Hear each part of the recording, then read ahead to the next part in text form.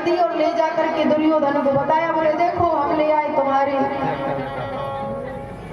दुश्मनों के ये सर हैं। जैसे ही दुर्योधन ने कपड़ा हटा के देखा तो क्या देखा, ये तो पांडवों के पुत्रों के सर हैं।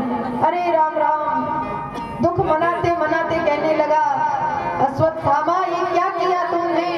मैंने तो पांडवों के सर मांगे थे पर तुम तो उनके पुत्रों के लाए। अब हमारे वंश में कोई पानी देने वाला नहीं बचा। क्यों? क्योंकि पांडव और पांडवों के पुत्र एक से ही लगते थे। कोई ये नहीं समझ पाता था कि ये पांडव है कि उनके पुत्र हैं, एक से लगते थे। और ये दुख मनाते मनाते हाय राम करते करते दुर्योधन धरती पर गिर पड़ा और उसके प्राण निकल गए। यहाँ पर पांचों पांडवों ने राज्य किया। कुछ समय पश्चात पता चला कि हमारे पुत्रों को मार दिया किसने? अश्वत्थामा ने। तो अर्जुन ने अपना गांडीव धनुष निकाला और कहने लगा जिसने मेरे पुत्रों को मारा मैं छोड़ूंगा नहीं। पता चला किसने मारा? बोले गुरु पुत्र ने मारा। तो बाण चला दिया अश्वत्थामा की ओर, पर अश्वत्थामा भी बहुत विद्या जानता था। उसने भी बाण छोड़ा तो दोनों बाण आपस में मिलकर के और नीचे गिर गए, टकरा के नीचे गिर गए। अश्वत्थामा सोचने लगा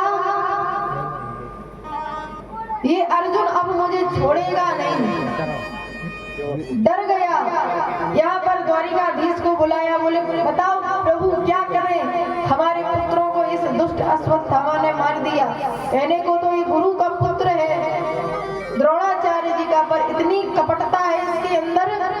क्या एक गुरु पुत्र में ऐसा गुण होना चाहिए? बालकों की हत्यारे को क्या छोड़ना चाहिए? द्वारिकाधीश कहने लगे तो बड़ी समस्या है, जात का है ब्राह्मण, मार सकते नहीं है, अगर मारोगे तो ब्रह्म हत्या लग जाएगी। पर शास्त्र ये भी कहता है कि जो बालकों का हत्यारा हो उसको छोड़ना नहीं चाहिए, उसको मार देना चाहिए। अब क्या करें? द्वारिकाधीश ने कहा एक काम करो, अश्वत्थामा को बुला करके उसका अपमान कर दो। बोले एक ब्राह्मण का अपमान ही उसके लिए मृत्यु समान होता है। अश्वत्थामा आया, बुलाया, उसको घसीटते हुए लाए और उसकी मूछें मोड़ दी, उसकी दाढ़ी काट दी, मस्तिष्क पर एक मणि लगी थी सो वो निकाल ली और लाते दे के बाहर निकाला। अब अपमान हो गया अश्वत्थामा का। रात्रि में आश्रम गया, विचार करने लगा हमारा अपमान हुआ है, हम इनके घर में पानी देने वाला नहीं छोड़ेंगे। इसको पता चला अभिमन्यु की पत्नी उत्तरा गर्भवती है। इसने रात्रि में उत्तरा के गर्भ की ओर ब्रह्म अस्त्र छोड़ दिया। उत्तरा ने देखा कि कोई ब्रह्म अस्त्र आ रहा है, कोई बाण आ रहा है और मेरी गर्भ की ओर आ रहा है। तभी उत्तरा शरणागत हो गई किसके? भगवान के।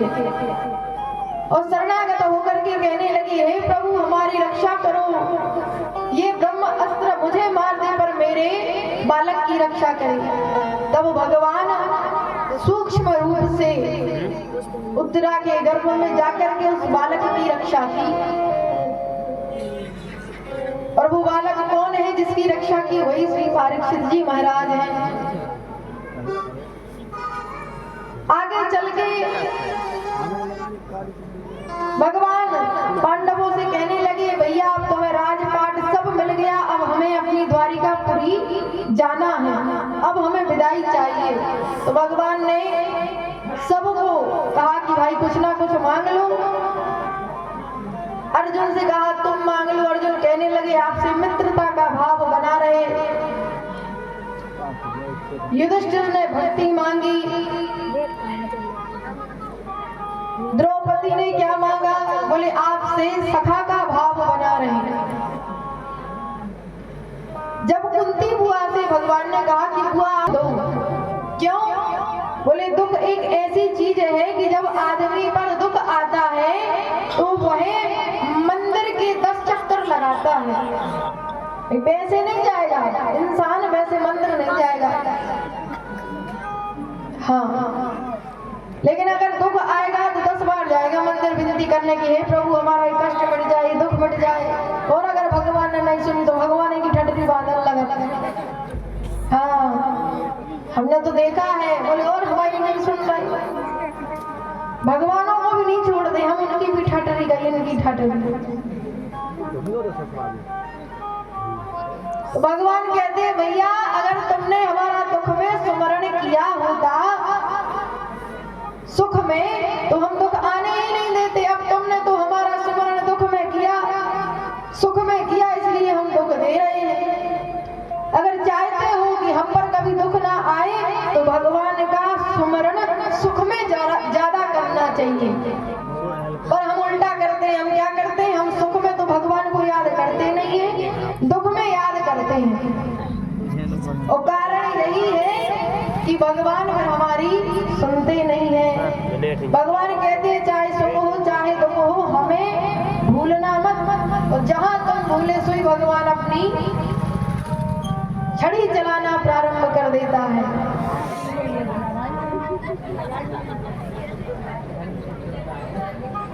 क्या हुआ?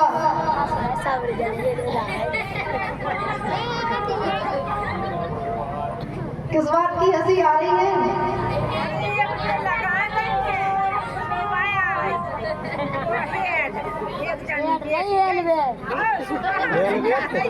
अरे तो इसमें हंसने की क्या बात है, जिम्मेदार नागरिक था भाई।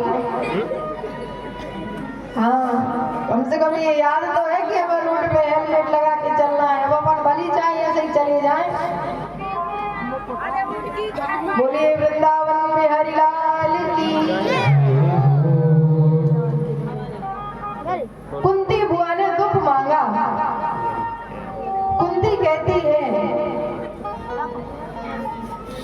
कि सुख के माथे सिल पड़े, सुख के माथे सिल पड़े, जो हरि हृदय से जाए, और बलहारी बा दुख की, जो पल पल नाम जपाए। कुंती कहती है सुख से अच्छा वो दुख है, कम से कम भगवान की याद तो बनी रहती। अगर दुख ना आता तो हम याद भी नहीं करते भगवान की।